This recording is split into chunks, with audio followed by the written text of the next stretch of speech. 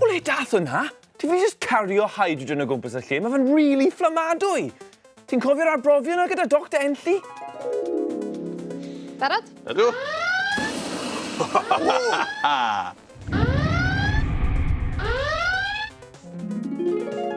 Felly dyna pam ti ffili just cario hydrogen o gwmpas y lle. Un spark a bang! Be?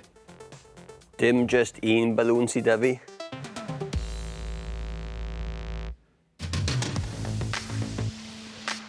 OK, cyn i ti fynd yn fwy crac, mae hwn i gyd yn mynd i fod yn awesome! OK de!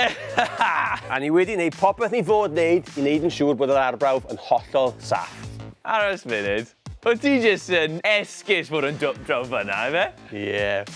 Mae pawb yn gwybod taw ti yw'r brawd twp. Hei? 3 ffith ti angen ar gyfer ffrwydrad. Oxygen, tanwydd a gres. Sef y fflam.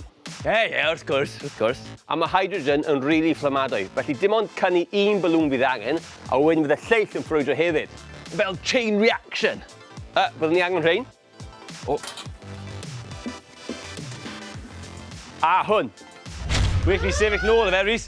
Peidiwch trio hwn gytre. Barod? Barod. 3, 2, 1. Yeah! Great! Da iawn, Rhys.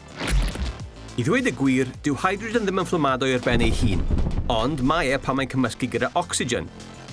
Felly pan mae'r balwn yn byrstio, mae'r hydrogen a'r oxygen sydd yn yr aer yn adweithio i greu bang!